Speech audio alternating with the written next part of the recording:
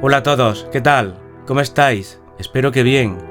Bienvenidos de nuevo a mi canal. Mi nombre es Juan. Vladimir Putin ordenó el jueves 24 de febrero de 2022 atacar en Ucrania la región de Donbass. El presidente ruso defendió en el mensaje con el que abría las hostilidades contra Ucrania que los enfrentamientos entre las fuerzas ucranianas y rusas son inevitables y solo una cuestión de tiempo. La expansión de la OTAN y el desarrollo militar del territorio de Ucrania por parte de la alianza es inaceptable para Rusia, justificó entonces el jefe del Kremlin. Las tropas rusas han atacado desde ese día varias regiones del país, incluida la capital de Kiev, en un conflicto bélico de final incierto. Me resulta muy interesante el siguiente documental que comparto con vosotros, porque en él explican los condicionantes geográficos y económicos sobre la crisis de Ucrania, los cuales han podido llevar a Rusia a invadir Ucrania. Dentro vídeo.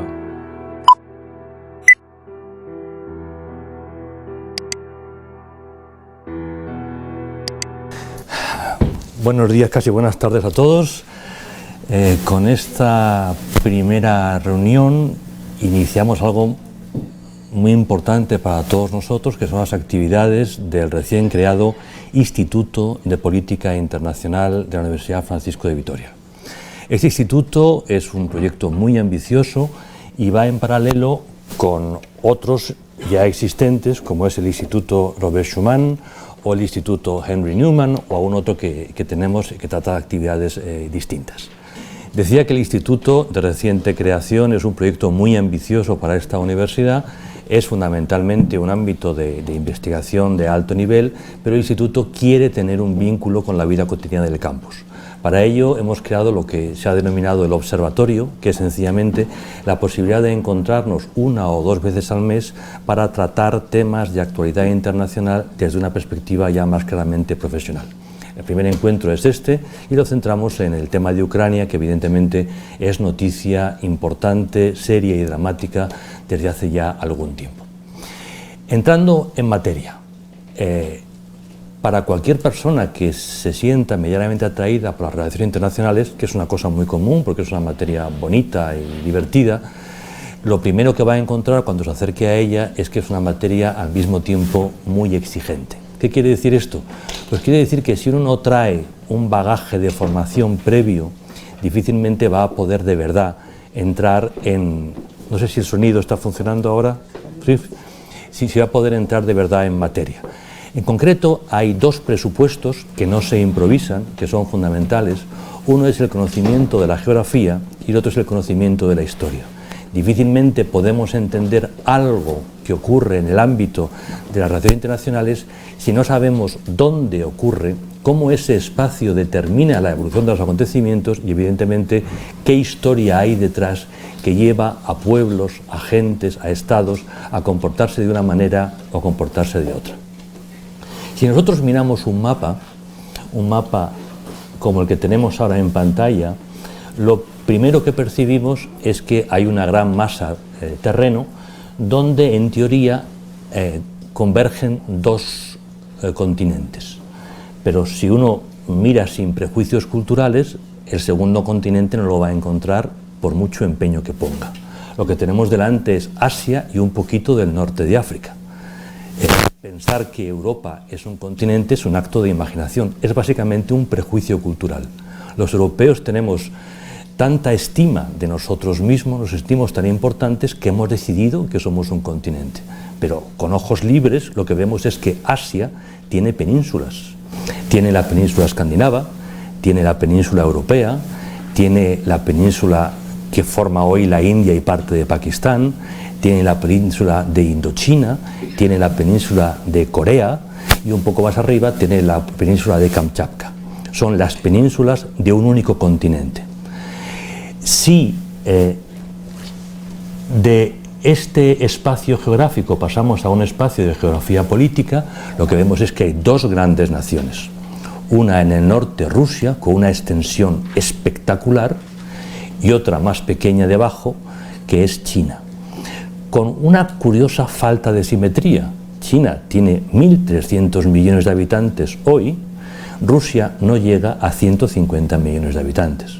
Por lo tanto, lo primero que se ve con ojos medianamente profesionales cuando uno mira un mapa es: los rusos tienen un problema de ocupación de territorio. Y si tienes un problema de ocupación de territorio, lo tienes de control de las fronteras. Y si sabes que no controlas tus fronteras, entras en pánico. La historia de Rusia es la historia del pánico. Es la historia de una gran nación que sabe que no controla y no controlará nunca sus fronteras, por sencilla razón de que son más grandes de lo que puede sencillamente abarcar. Por lo tanto, toda la política exterior rusa, desde el principio hasta hoy, desde el siglo XV más o menos hasta hoy, es la historia de una obsesión sobre cómo controlar territorio, que les lleva permanentemente a tratar de avanzar, de adelantar defensa para evitar que un supuesto enemigo, quien fuere, Napoleón o un emperador chino, penetre en su territorio sin que ellos puedan reaccionar a tiempo. Si volvemos a la geografía física y nos concentramos en la península europea, vemos que hay un istmo natural. Ese istmo, que los militares han llamado históricamente intermaris, es el eje que une el Báltico con el Negro. Para entendernos, la costa de Polonia con la costa de Ucrania. Ese es el istmo, que en lo fundamental son tierras bajas, por lo tanto, tierras difícilmente defendibles. Para Rusia, el control del istmo ha sido, es y será un hecho fundamental, porque el control del vínculo con la península europea les permite actuar de forma determinante en los problemas internos de los europeos. Todos sabemos que Rusia es una nación europea, que Rusia es una nación asiática y que en esa contradicción se debatirá para siempre. San Petersburgo, qué duda cabe, es una ciudad del Báltico, es una ciudad europea, pero la mayor parte de Rusia dista mucho de ser europea. Tiene una dimensión europea, pero es mucho más que eso. Estas contradicciones están permanentemente en el origen de la política exterior rusa de todos los tiempos. Vamos a dar marcha atrás, vamos a salir por ahora del ámbito de la geografía y vamos a recordar un poquito la historia.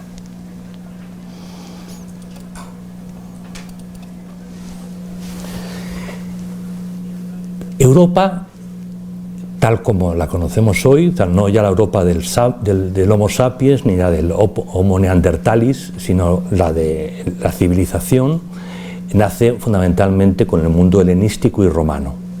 Pero el Imperio romano se divide en dos en el siglo IV, en torno a dos ciudades, Roma y Constantinopla.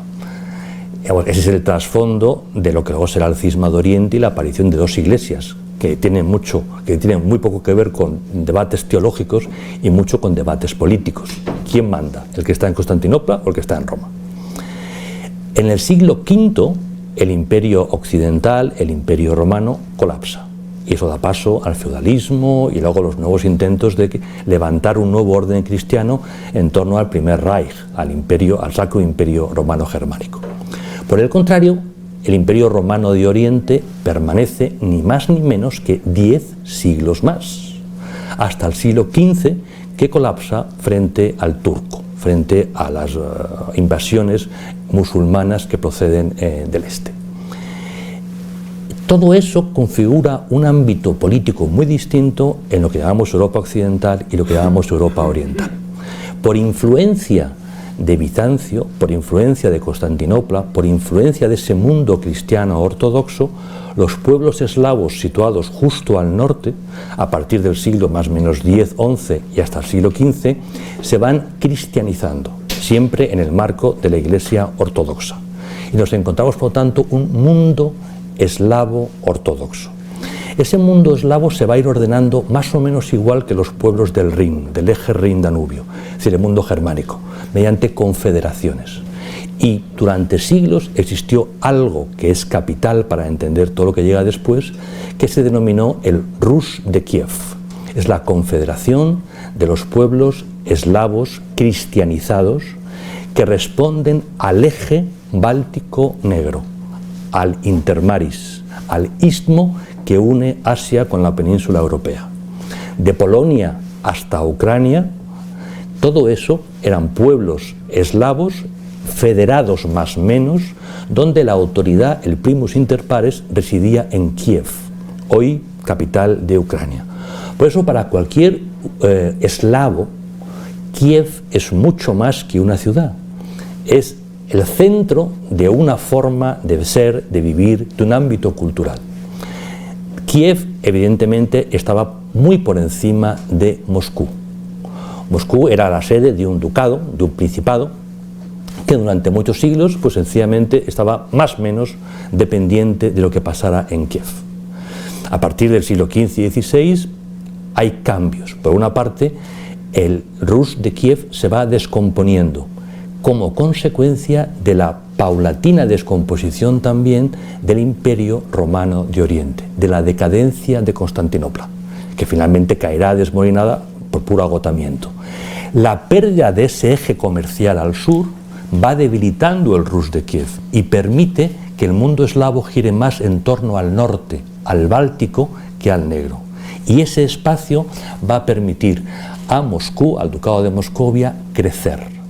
Es también el momento en que poco a poco estos pueblos se van independizando de los tártaros, auténticos señores extremadamente violentos que habían convertido algunos de estos territorios en territorios vasallos. Iván el Terrible, el mítico primer zar de todas las Rusias, es el hombre que inicia la transformación del ducado de Moscú en el eje del mundo eslavo. Es algo parecido a lo que tiempo después ocurrirá en el ámbito germánico. Austria pierde el liderazgo del mundo germánico y unos loquitos de la Prusia oriental, más bien salvajes, se hacen con el pleno control del mundo germánico. Son los días del viejo Fritz en el siglo XVIII, el gran Federico II, son los días, como no, del gran maestro de el príncipe Otto von Bismarck, que es el gran creador de todo lo que hoy entendemos por Alemania. Pues algo semejante pasó en esto, en el mundo eslavo. Kiev y el entorno ucraniano perdió vitalidad, agotada por años de liderazgo, y lo retoma el Ducado de Moscovia con el primer zar, con Juan el Terrible, que inicia el proceso por el cual Moscú se convierte en el centro. Este es un mapa, creo que es del siglo XI aproximadamente, en el que vemos los distintos territorios que conformaban esa vaga federación que era el Rus de Kiev. ¿Se ve bien? Este es un mapa de la creación de Rusia desde su origen hasta la fecha. La clave son los colores. En color creo que es marrón oscuro, o sea, esta zona, nos encontramos el Moscú original, o la Rusia original, que se forma entre 1533 y 1589, o sea, hasta avanzado el siglo XVI.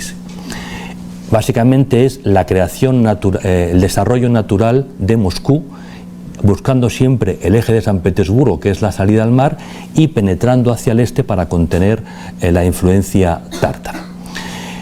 Nos vamos a olvidar ahora de muchas cosas que no nos interesan, porque lo que buscamos es la crisis ucraniana. Si nos fijamos en el color naranja más menos, que corresponde a la ampliación de 1689, fin del siglo XVII y todo el siglo XVIII, es cuando Moscú avanza en dirección oeste y penetra en lo que serían los estados bálticos, Bielorrusia y Ucrania. Kiev queda dentro de este territorio, es decir, que desde el siglo XVIII Rusia ha penetrado, ha superado la cuenca del río Dnieper, que es este, todavía, o sea, ya ha empezado también a bajar los cursos del río Don, que muere en el mar de Azov, y del río Volga, que muere en el ¿cómo se llama? El Caspio, que sería Balto-Caspio, que son las cuencas naturales de bajada, pero ya toda esta parte de Ucrania, que era el corazón central del Rus de Kiev, se ha incorporado. Naturalmente, poco a poco, Rusia va a continuar creciendo. Tenemos ahora un mapa básico que tenemos que memorizar, porque es sencillamente la imagen de Rusia que tiene todo ruso de cualquier época. Si hoy hablamos con un ruso siberiano, moscovita o San Petersburgo y le preguntamos cuáles son las fronteras naturales de Rusia, son estas. Estas son las fronteras en los días del zar Nicolás II. Estamos hablando del siglo XX y es el resultado de todo ese proceso de expansión que hemos visto antes.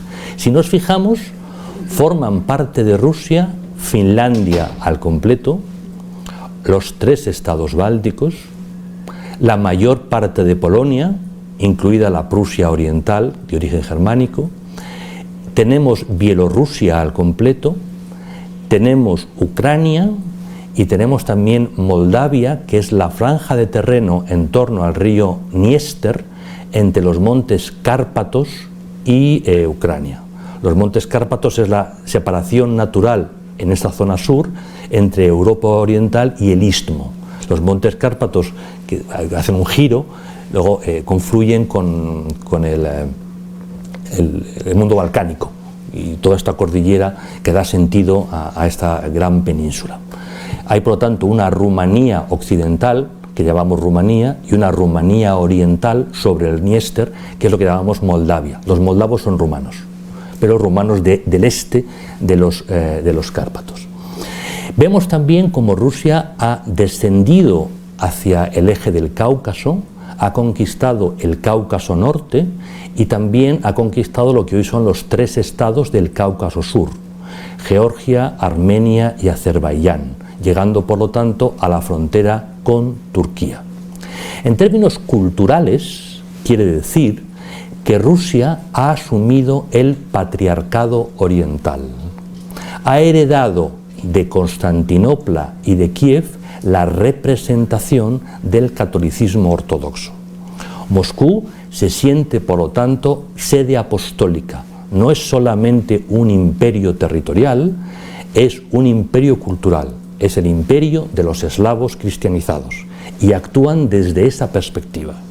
Y asumen, y esto es parte de la herencia de Constantinopla, la falta de legitimidad de Roma para hablar en nombre de los cristianos. Moscú es la heredera de Constantinopla y por lo tanto de la verdad sobre qué es la Iglesia de Pedro. Esta imagen es, insisto, la que tiene todo ruso, es la Rusia natural, la de las fronteras naturales, que en lo que nos afecta a nosotros incluye plenamente el istmo, intermaris, el eje, llamémosle como nos dé la gana, del Báltico al Negro es un eje, y para todo ruso ese eje es parte intrínseca de Rusia, es su forma de llegar a su frontera natural occidental y es la forma de ejercer papel como líder natural de Europa. Rusia nunca renunciará a ser potencia europea, no solo potencia europea, pero quiere jugar su papel en Europa. No acepta que se tomen decisiones en Europa que no sean previamente debatidas, discutidas y aprobadas por Moscú. Esto es algo que los europeos normalmente no tenemos presente. Tendemos a pensar que Rusia es otra cosa, está más allá, es otro mundo, pero ningún zar lo aceptará, ni lo han aceptado hasta la fecha, ni podemos esperar que vaya a ocurrir. Estamos ahora en las fronteras inmediatamente posteriores a la Primera Guerra Mundial. En la Primera Guerra Mundial han pasado muchas cosas. Primero se ha iniciado el suicidio de Europa, es un problema general. En lo que afecta a Rusia, lo fundamental es que en 1917 se ha desarrollado la revolución bolchevique. El fin de los zares, de ese movimiento que se inicia con Iván el Terrible y que acaba con Nicolás II. Se acabó una forma de entender Rusia, una forma cristiana de entender Rusia, se ha acabado. Se inicia otra fase distinta, la revolución de los bolcheviques. Han conseguido su primer objetivo, el poder, a un precio muy alto, pérdida de territorio. Son perdedores de la guerra. Han tenido que negociar con Berlín un acuerdo para retirarse antes de tiempo, y eso supone ceder territorios. Y lo vemos allí.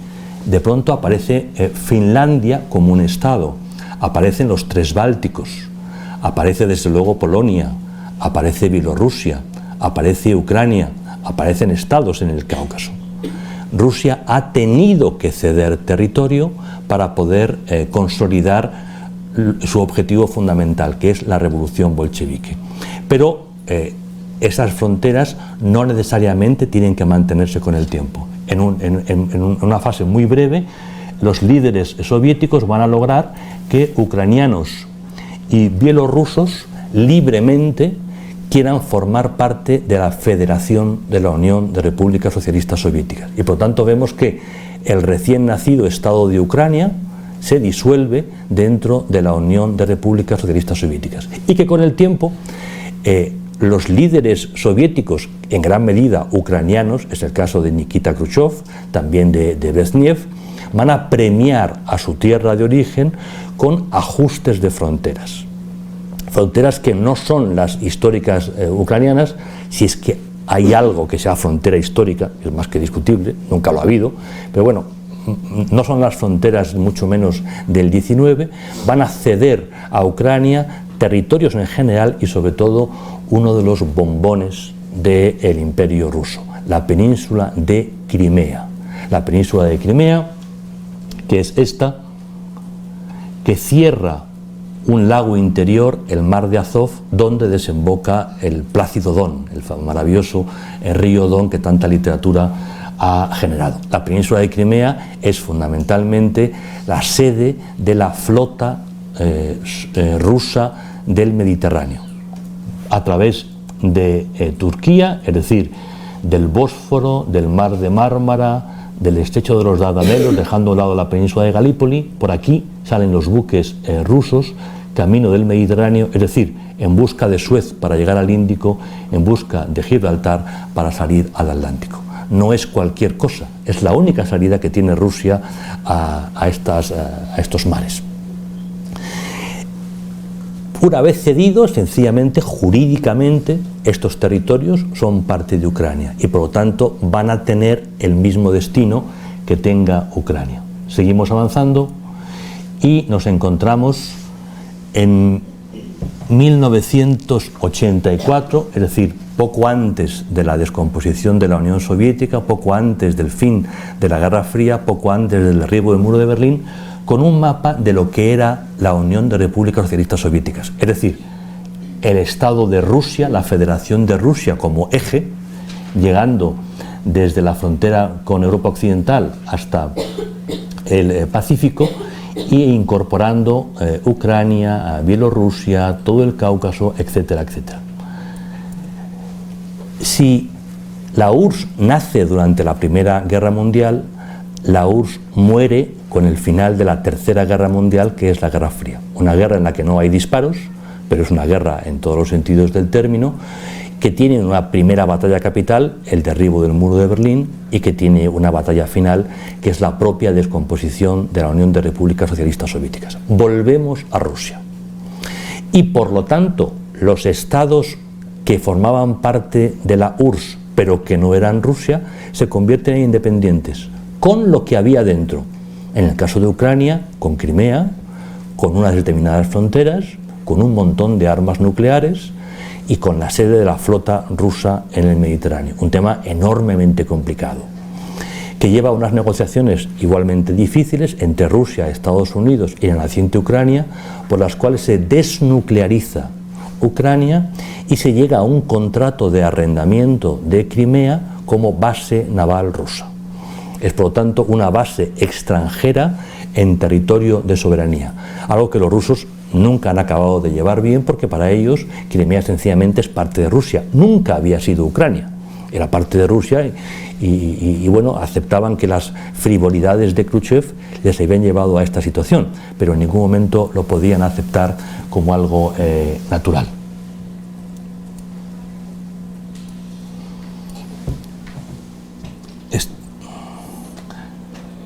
Estas son las fechas, supongo que ustedes ven bastante mejor que yo el mapa. Estas son las fechas en las que los estados federados van logrando la independencia. En el caso de Ucrania es el año 92 y así es como queda a continuación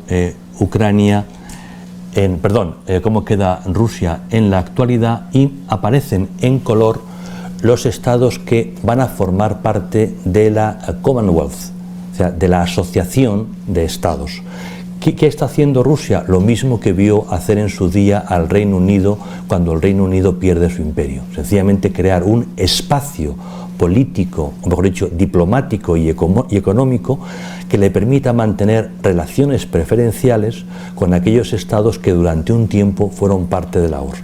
Eso tiene objetivos de muy distinto tipo, pero también es una respuesta a una necesidad. Esos estados han mantenido una relación económica intensa y esos lazos económicos no se pueden perder porque todos saldrían perdiendo. Por lo tanto, se forma una Commonwealth cuyo destino final es incierto.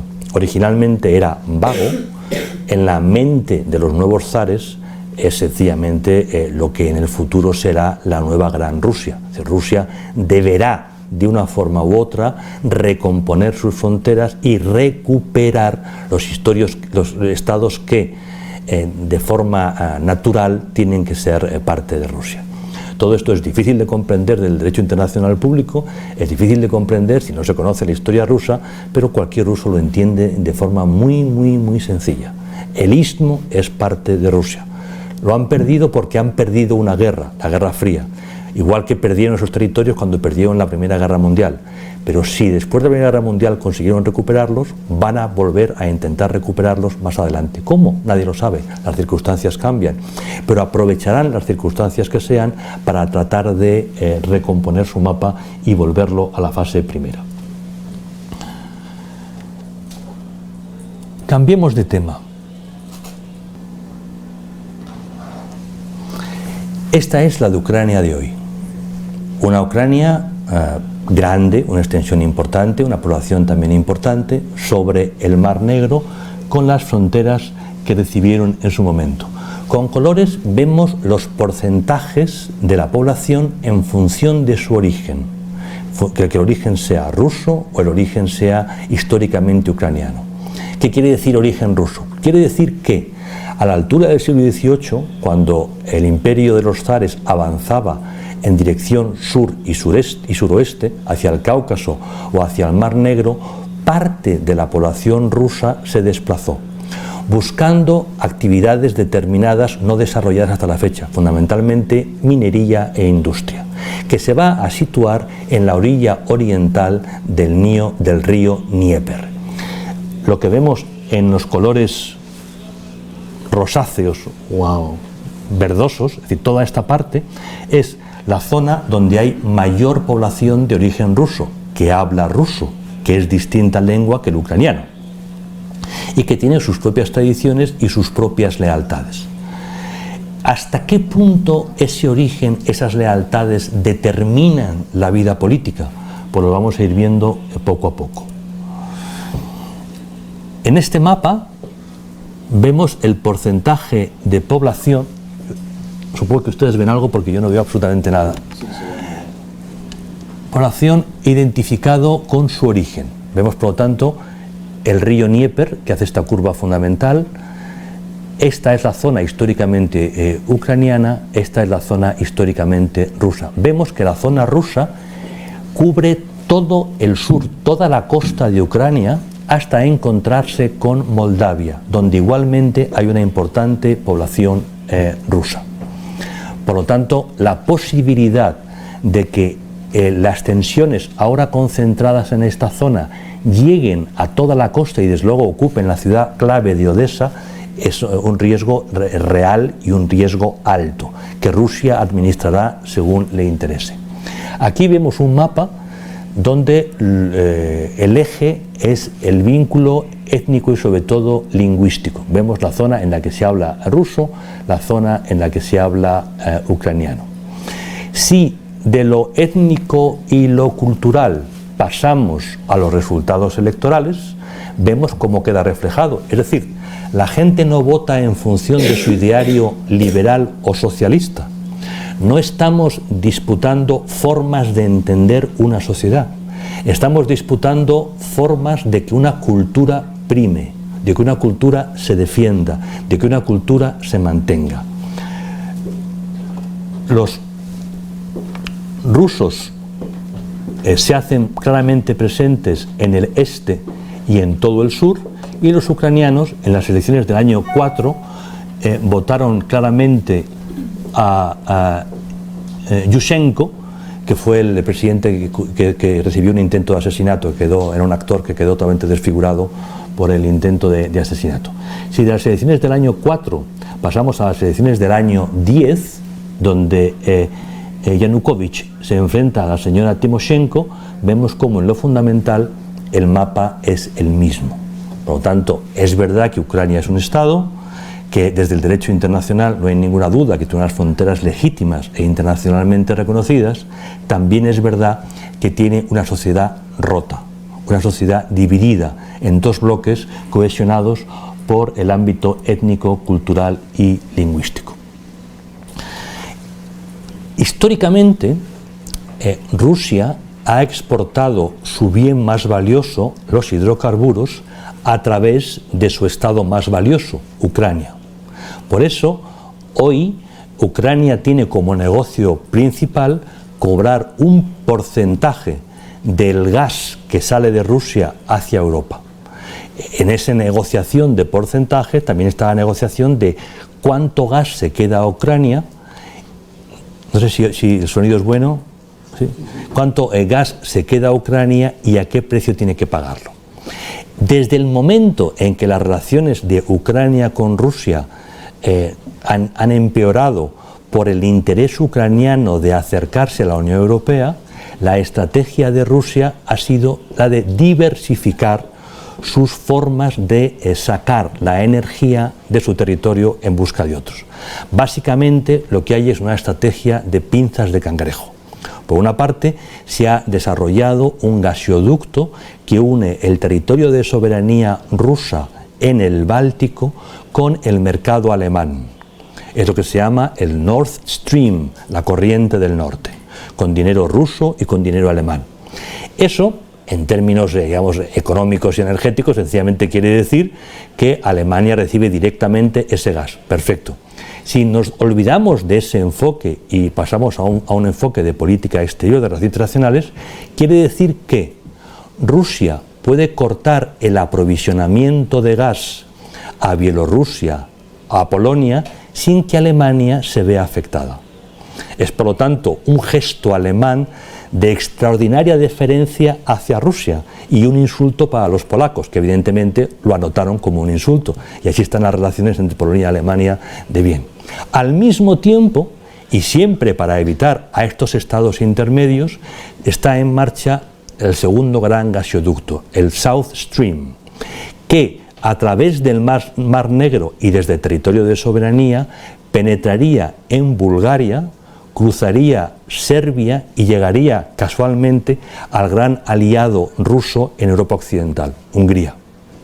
Hungría, por lo tanto, podría recibir gas ruso mientras Ucrania queda aislada, mientras la espita a Ucrania se cierra. Es otro, digamos, gesto que tiene una lógica económica y energética, pero sobre todo tiene una lógica de política exterior muy, muy importante. Esto ya es menos importante.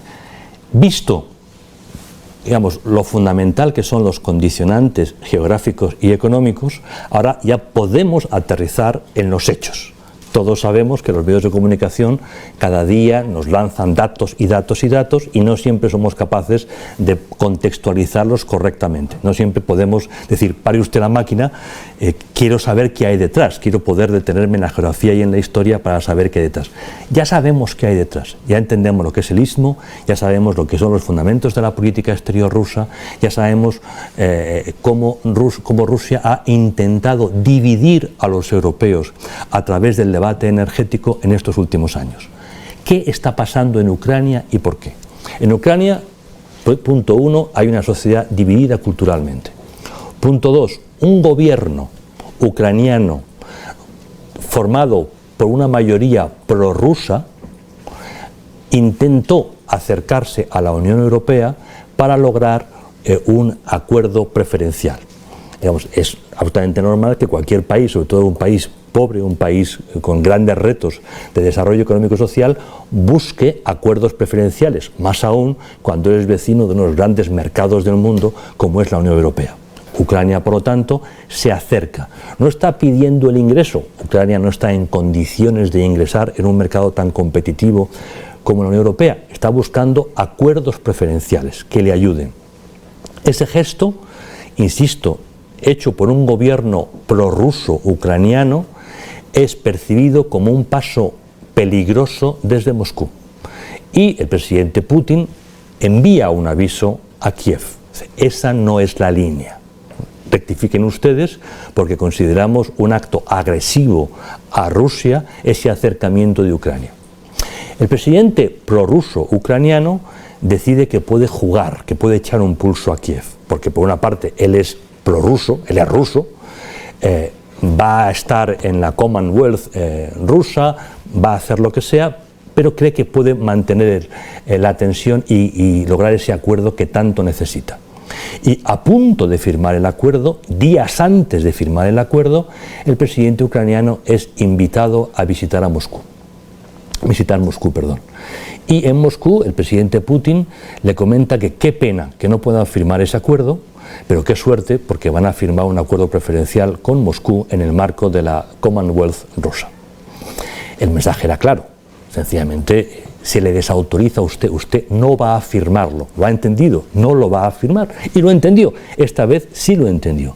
Y entonces días antes de la firma el presidente de Ucrania comunica a Bruselas de que no va a firmar ese acuerdo y que lo han estado estudiando y consideran que es mucho más importante para Ucrania acercarse a Rusia. Ese giro, esa marcha atrás del gobierno prorruso ucraniano provoca un levantamiento absolutamente ilegal de la población originalmente ucraniana, mucho más proeuropea, que lleva a una deposición del presidente y a un cambio del gobierno de forma, insisto, absolutamente ilegal y antidemocrática. El que sean más proeuropeos no quiere decir que sean más demócratas. Ucrania es un país desastroso por muchas razones, tiene una de las peores élites políticas del mundo y su cultura democrática es perfectamente descriptible como nula. El hecho es que hay un levantamiento y se depone al presidente ruso. A partir de allí, el nuevo gobierno, que es por lo tanto más prooccidental, se encuentra con un creciente levantamiento desde los estados de los territorios del este. ¿Qué está pasando en las provincias de Donetsk, de Lugansk y demás, las provincias más característicamente rusas? Lo que hay es una operación diseñada por Moscú, que no es nueva, que es típicamente militar y que ya habíamos visto antes en Georgia. Recordemos que años antes, en Georgia, justo después de la crisis de los Balcanes, el estado de Georgia, estamos hablando del Cáucaso Sur, zona también de influencia histórica rusa, Georgia se acercaba enormemente a la OTAN y a la Unión Europea. Su gobierno era claramente prooccidental. En ese juego, Rusia lo que hace es montar un levantamiento interno de dos territorios, Osetia del Sur y Abjasia junto al mar, Osetia del Sur en el interior, justo en la ladera de la montaña, y esos territorios se piden ayuda a Rusia. Rusia, como no puede dejar abandonados a los pobres pueblos del sur, invade Georgia y provoca una secesión de facto de esos territorios. No los anexiona en términos jurídicos, sencillamente los incorpora. Para los rusos el mundo del derecho no es un tema de máxima preocupación.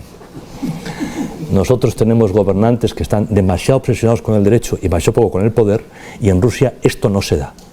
Allí tienen muy claro lo que es el ejercicio del poder. Ese ensayo lo desarrollan ahora de forma mucho más sofisticada en Ucrania. ¿Exactamente qué es? Primero se introducen miembros de la inteligencia militar, naturalmente de paisano. Entran en contacto con las asociaciones prorrusas más destacadas y con los dirigentes naturales prorrusos más destacados de estos territorios. Y empiezan a organizar manifestaciones y actos provocativos. Están buscando una reacción dura del gobierno de Kiev que demuestre, digamos, la autoridad de Kiev sobre su territorio. Están buscando víctimas, están buscando fuego, están buscando destrucción. Y lo consiguen, naturalmente. Es decir, si uno empieza a pegar tiros, si uno empieza a incendiar edificios, si uno hace emboscadas a la policía o al ejército, al final va a haber una respuesta legítima del gobierno de Kiev. Y esto es lo que están haciendo estos hombres de la inteligencia militar rusa, que están entrenados exactamente para esto, para la subversión. Mientras esta gente está provocando, están entrando otros miembros, también de la inteligencia militar, que lo que están haciendo es formar milicias. Todo ucraniano ha hecho la mili. El ejército ucraniano era parte del ejército soviético, por tanto las doctrinas militares son las soviéticas, las comparten. Captan oficiales del ejército de origen ruso que quieran estar en la operación. Localizan sargentos, soldados con preparación y los van colocando en los puestos claves de las milicias que están conformando poco a poco, que están diseñando poco a poco. Y poco a poco y de forma discreta, la frontera común es enorme, van introduciendo armamento. Hasta que la situación tiene la madurez suficiente como para poder hacer uso sistemático de la fuerza. Estamos ya ante una acción militar. Si hacemos un alto y volvemos a la ciencia militar, conviene recordar tres conceptos. Primero, por una parte, nosotros como europeos somos hijos de un prusiano que se llamaba Clausewitz. Clausewitz fue un enorme militar teórico, como militar práctico no tuvo tanto éxito, creo que finalmente llegó a general, pero básicamente era un coronel.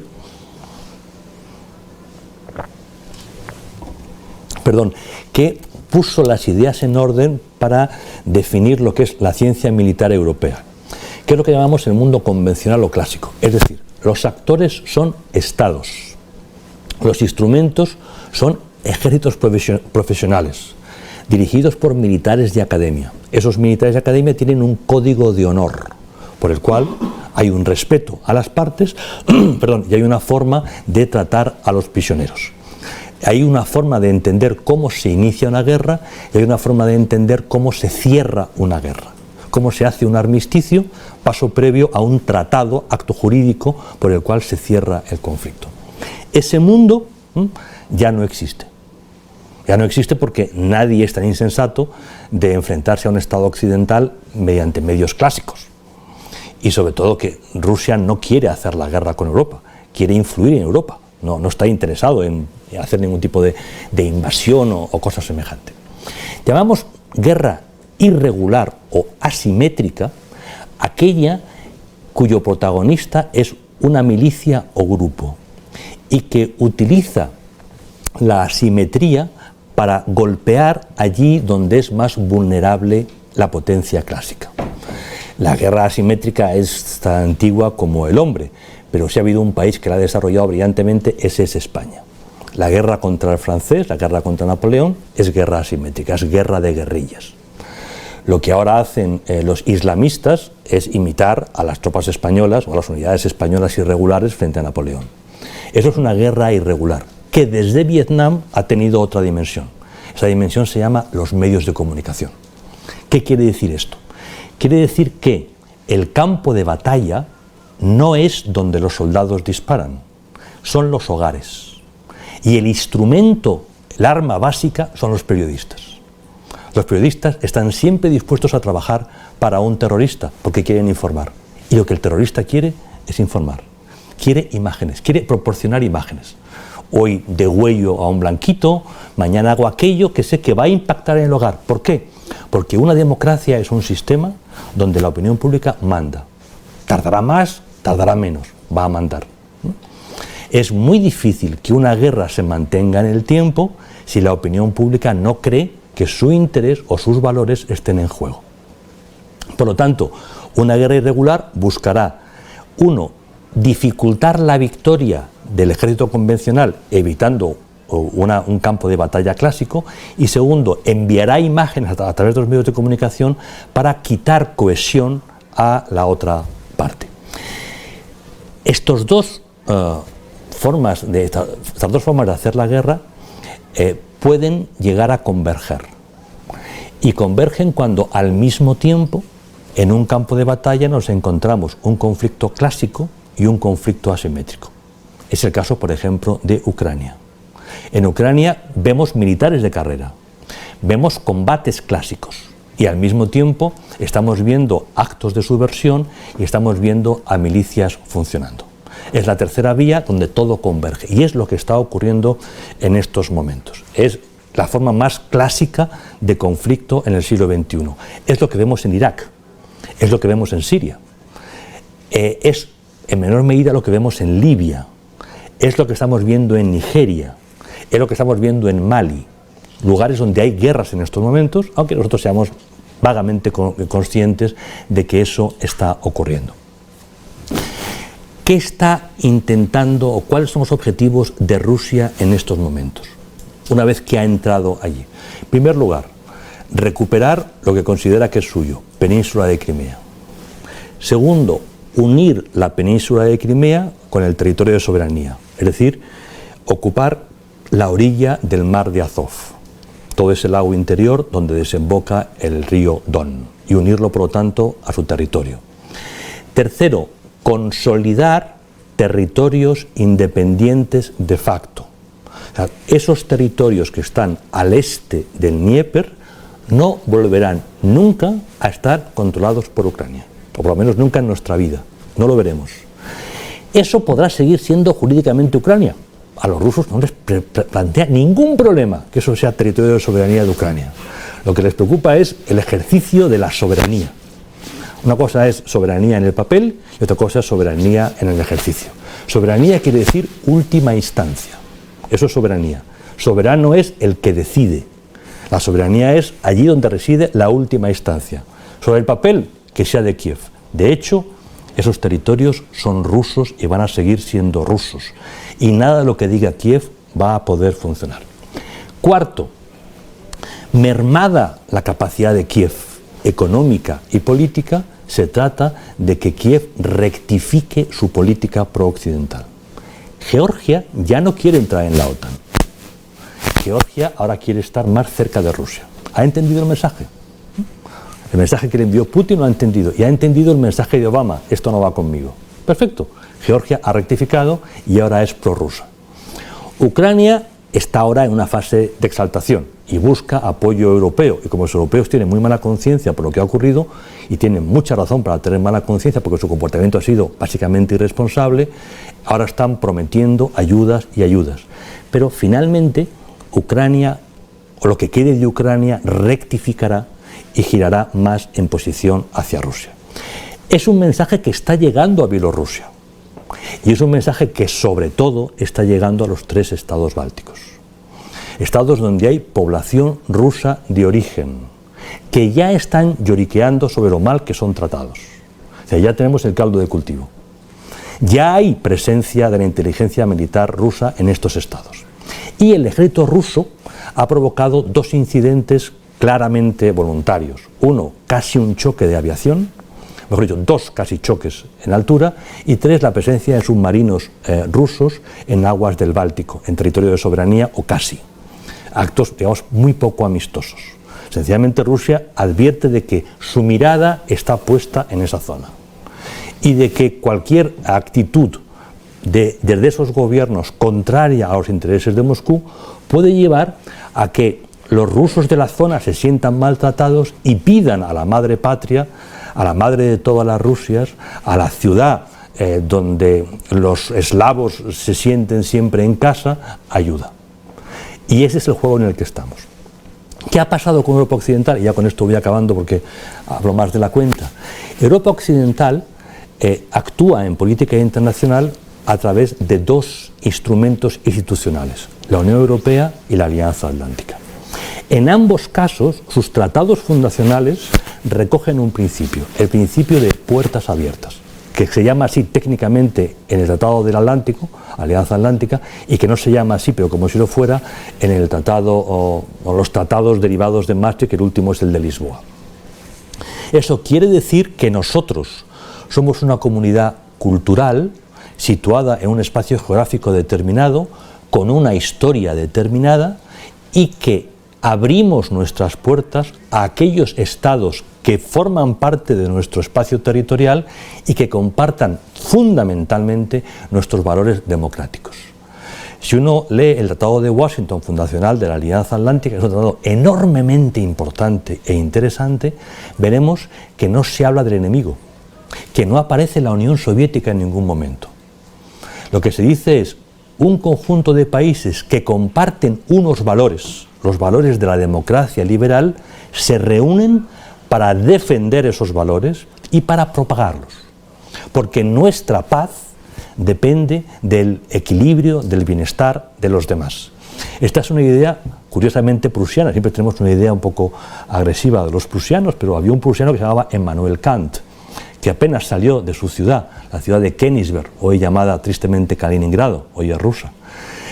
Y Immanuel Kant, en su pequeño panfleto La paz perpetua, que es el documento más influyente de la historia del pensamiento de la política internacional, lo que hace es adelantar todo esto que hoy llamamos discurso neoconservador y cosas semejantes. La idea es: los príncipes buscan la guerra porque con ello ganan territorio, los burgueses rehúyen la guerra porque van a sufrir las consecuencias.